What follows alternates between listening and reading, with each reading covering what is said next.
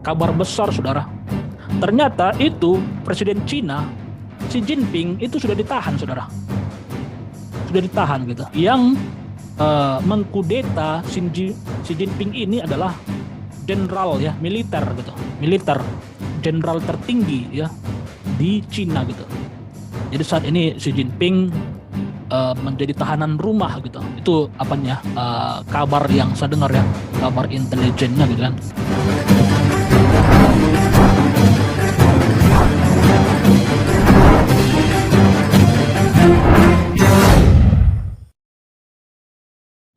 Ya, jadi generasi Yosua ini adalah generasi baru ya, di mana generasi pertama itu seluruhnya itu tidak masuk tanah perjanjian ya, bahkan Musa sekalipun benar. gitu.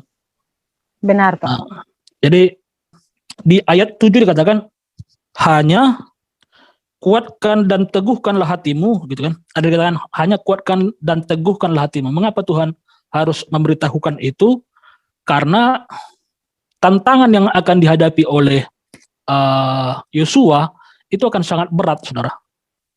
Ya, jadi kita melihat bagaimana bangsa Israel ketika dipimpin oleh Musa itu banyak yang ini ya, memberontak begitu, memberontak. Mereka bersungut-sungut, mereka tidak percaya kepada Tuhan, mereka membuat ilah-ilah lain gitu kan. Mereka mempercayai para hasutan-hasutan, para Sephardim, para ahli Taurat, para Farisi begitu kan. Jadi Tuhan memberitahukan kepada Yosua bahwa ini kamu akan mengalami yang seperti ini loh gitu. Jadi kamu kuatkan hatimu agar engkau bisa sampai selamat begitu. Dan renungkanlah firman itu, dikatakan renungkan firman itu siang dan malam agar engkau bertindak hati-hati gitu. Nah, kita melihat bahwa lebih dari 90% pendeta dan gereja saat ini di Indonesia terutama itu telah menerima tanda binatang gitu. Nah, jadi tentu kita bertanya-tanya kan, mengapa mereka bisa menerima begitu kan? Jadi dari firman ini kita mengetahui bahwa mereka ternyata tidak menghormati firman Tuhan begitu. Mereka tidak merenungkannya sehingga mereka tidak berpengetahuan. Jadi mereka sembrono kan. Kita ingat bagaimana dulu Philip Mantova ya, ketika dia pertama sekali menerima itu, apa dia bilang? Saya putuskan untuk menerima jus agar perdebatan mengenai jus ini berhenti. Dia bilang, wow, luar biasa. Jadi sangat ceroboh sekali. Dan puji Tuhan, kita semua di sini dipilih oleh Tuhan menjadi penjaga ya, penjaga dunia gitu. Kita menjadi standar gitu, standar kebenaran gitu kan, standar kekristenan yang benar begitu. Karena kekristenan yang saat ini kita lihat di luar itu sudah menyimpang semuanya, sudah rusak gitu. Jadi kita saat ini menjadi standarnya gitu. Nah, puji Tuhan saudara, kita selama 40 hari telah melakukan doa puasa ya, dan banyak progres yang kita telah capai ya. Beberapa doa kita yang dijawab oleh Tuhan itu begitu luar biasa. Salah satunya adalah mengenai kompor listrik ya, jika Anda ingat ya. Jadi di mana pemerintah kita saat ini sibuk menindas rakyat begitu kan. Udah BBM-nya dinaikkan, ya kan? Semua harga-harga naik. Lalu listrik akan dikonversi dinaikkan dari 450 menjadi 900, yang 900 menjadi 1.300, yang 1.300 menjadi lebih naik gitu. Nah, lalu setelah itu nggak cukup sampai di sana penindasan mereka juga akan menghilangkan gas LPG kan, gas LPG diganti dengan kompor listrik begitu. Padahal itu hanya untuk sekali memasak pakai kompor listrik. Itu yang 900 watt itu nggak bisa, saudara. Itu nggak bisa gitu. Itu menurut taksiran saya paling rendah itu harus 1.300 gitu. Kalau yang diinformasikan Budi kemarin katanya minimal 3.300 baru bisa pakai kompor listrik gitu. Jadi sangat luar biasa sekali ya gitu. Lalu kita perangi itu ya. Lalu Apa yang terjadi kemudian, saudara? Yang terjadi kemudian, semalam rencana kompor listrik itu dibatalkan, saudara. Kesempatan kali ini, izinkan kami menyampaikan arahan Bapak Presiden terkait dengan konversi kompor LPG 3 kilo menjadi kompor listrik industri. Pemerintah memantau dan menghargai masukan dari masyarakat, termasuk juga memonitor pemberitaan di media, dan juga setelah melihat langsung kondisi di lapangan terkait dengan konversi dari kompor LPG 3 kilo menjadi kompor listrik induksi. Dapat saya sampaikan bahwa pemerintah belum memutuskan, sekali lagi, pemerintah belum memutuskan terkait program konversi kompor LPG 3 kilo menjadi kompor listrik industri. Namun dapat dipastikan bahwa program ini tidak akan diberlakukan di tahun 2022. Wow, luar biasa bukan? Dibatalkan gitu. Jadi saat ini berakhir ya salah satu kekhawatiran kita ya, bahwa kompor listrik untuk sementara waktu ini nggak akan dibicarakan lagi, akan dihentikan dulu sementara gitu. Dan kita mensyukuri itu gitu kan. Lalu salah satu lagi kabar besar, saudara, yang rasanya mustahil untuk dicapai, tetapi karena kita terus mendesaknya dengan doa, lalu ditambah dengan puasa, lalu saudara, sekarang permohonan itu, target itu tercapai, saudara. Apa target itu? Ternyata itu Presiden Cina, Xi Jinping, itu sudah ditahan, saudara. Sudah ditahan gitu. Cuman mengapa dia tidak diberitakan di media?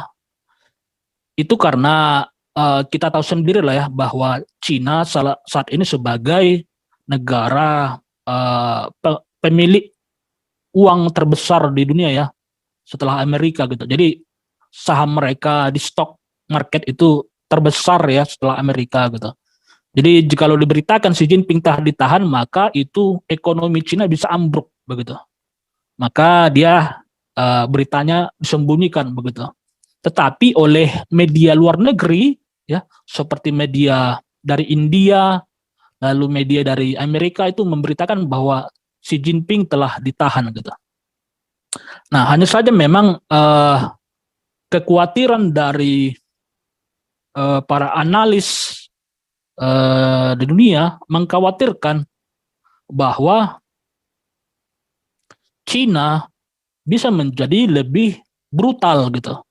Karena yang mengkudeta Xi Jinping ini adalah jenderal ya, militer gitu, jenderal tertinggi ya di Cina gitu. Jadi saat ini Xi Jinping menjadi tahanan rumah gitu. Itu apanya kabar yang saya dengar ya, kabar intelijennya gitu kan. Cuman kabar untuk umum kita masih tunggu lah kan, apakah akan terkonfirmasi atau bagaimana begitu. Cuman kalau permainan elit global kita ngerti lah kan, mereka tuh bisa membuat kloningan gitu ya. Bisa pakai aktor kan, pakai topeng, lalu dibuat topeng silikon, atau mungkin pakai robot gitu. Itu sering mereka lakukan gitu. Cuman kalau kabar intelijennya seperti itu ya, bahwa Xi Jinping saat ini telah menjadi tahanan rumah. Dan yang dikhawatirkan oleh para analis ini adalah bahwa bisa menyebabkan perang dunia ketiga, bisa menyebabkan perang nuklir gitu. Karena yang mengkudeta kepemimpinan ini sekarang adalah seorang militer gitu. Nah, jadi mereka khawatir karena dia jiwanya militer, takutnya dia lebih diktator gitu kan. Begitu. Nah, tapi kalau menurut saya, saudara, tidak juga gitu. Mengapa?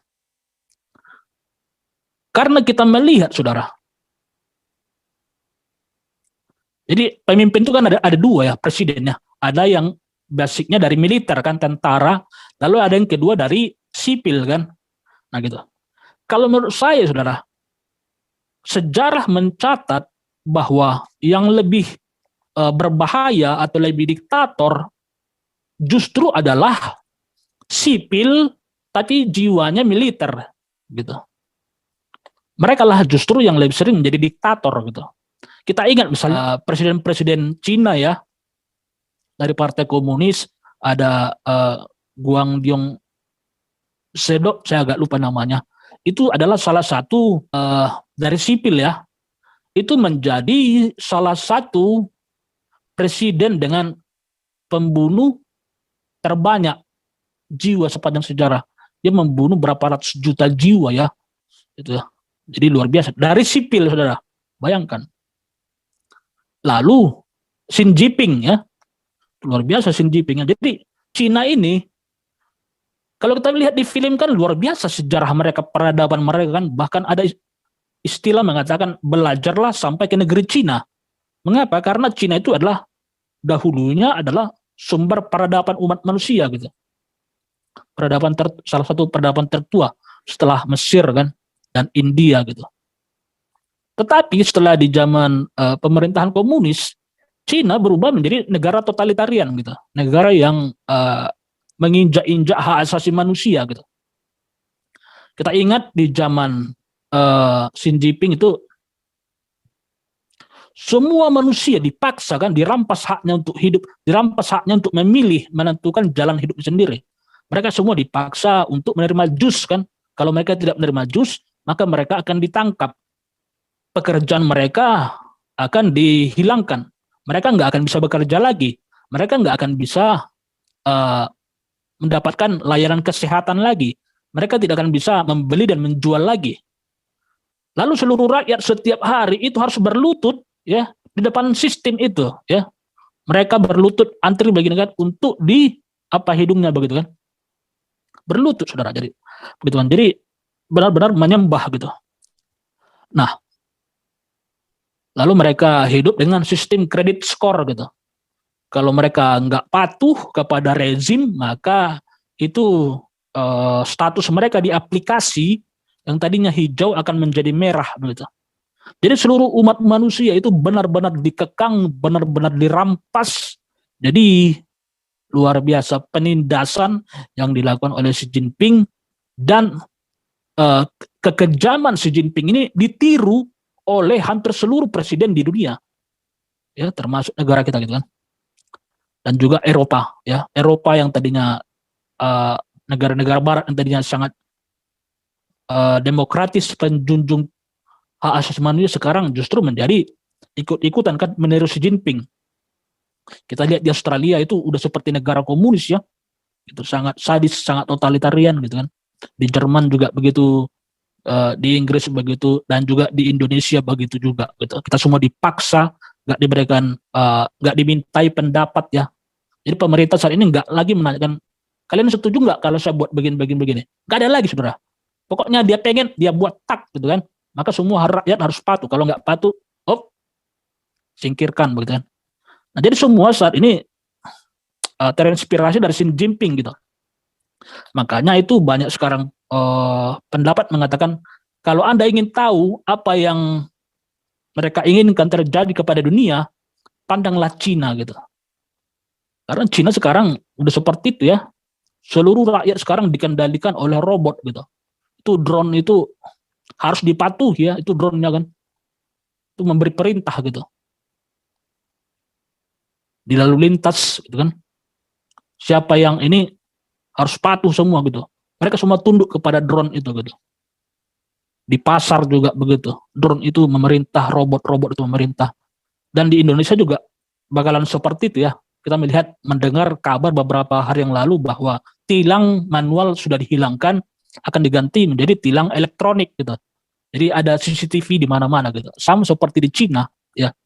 Itu saudara, dari informasi. Benar, Kaget saya.